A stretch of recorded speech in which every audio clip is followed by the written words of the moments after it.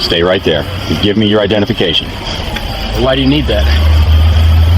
I asked you a question. Show me your ID. Now. Stop. Don't blink. Because the moment you're watching is the moment where everything can go wrong. It was 5:12 p.m. on a hot Thursday afternoon in El Paso Heights, Texas. Rush hour was building. People were heading home. Kids were still outside. And none of that mattered anymore. The officer's name was Mark Reynolds. 15 years on the job. No body cam complaints. A reputation for being firm.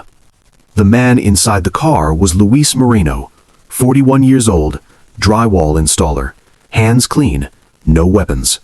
This wasn't supposed to be dangerous.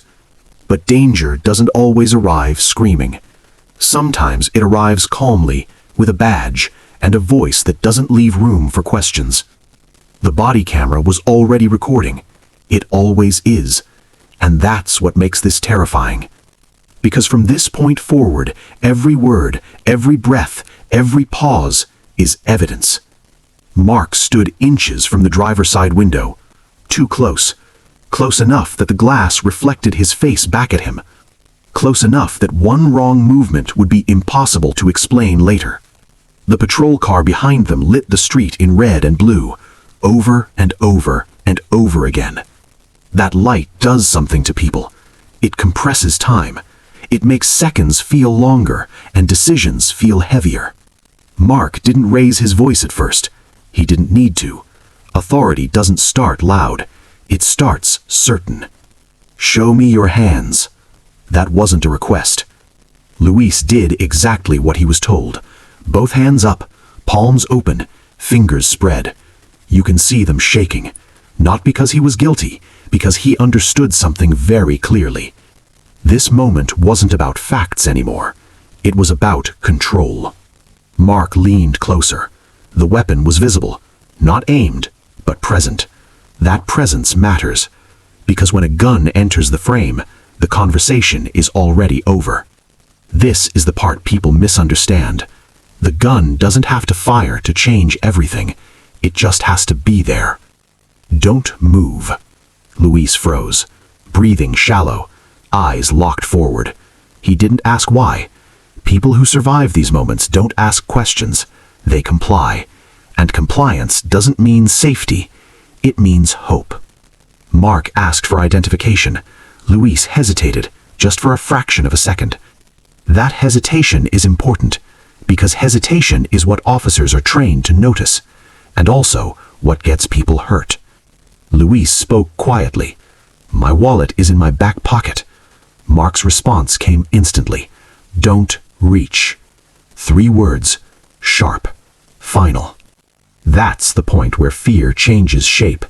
Not panic. Fear becomes calculation. Luis lifted his hands higher.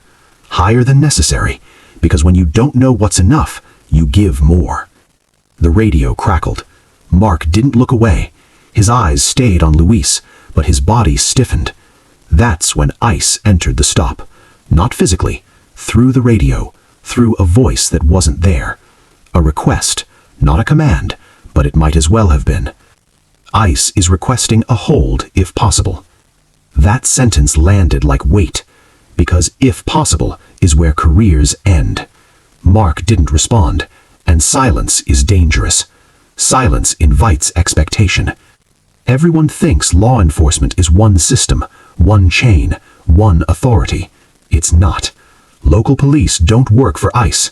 ICE doesn't answer to local policy, and officers stand in the middle, caught between pressure and paperwork.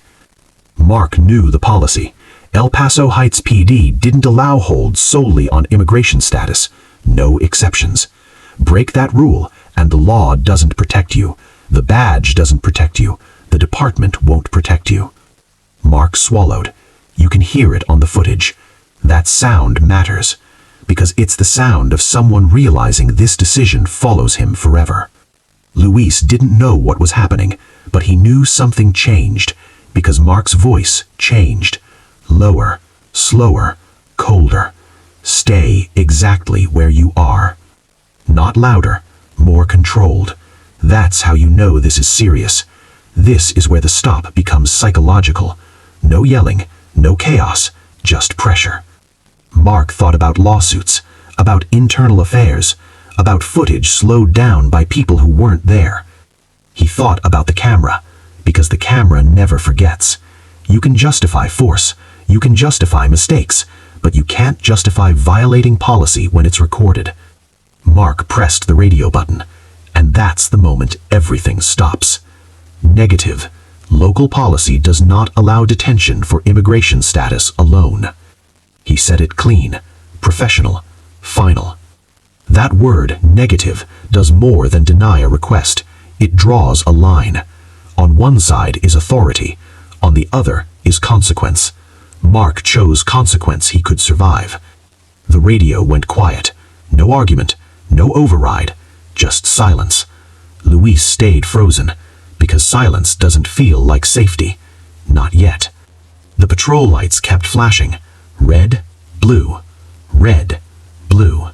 That light doesn't stop just because a decision is made. It keeps reminding you how exposed you are. Mark stepped back slightly. Not enough to relax, enough to breathe. This stop didn't end violently, but that doesn't mean it ended safely. Because now the footage exists, and footage spreads. People will clip this, argue over it, weaponize it. Some will say Mark should have acted. Others will say he did exactly right. But none of that matters, because the camera captured something far more disturbing. A system so fractured that one radio call can paralyze it. A system where officers fear paperwork more than they fear mistakes. A system where authority pauses not because it wants to, but because it has to. Luis was released. The stop ended, but the tension didn't. Because moments like this don't disappear. They linger. They replay. They remind everyone watching how thin the line really is. Not between legal and illegal, between control and chaos. And when you understand that, you realize something frightening. The most dangerous part of policing today isn't the confrontation. It's the hesitation.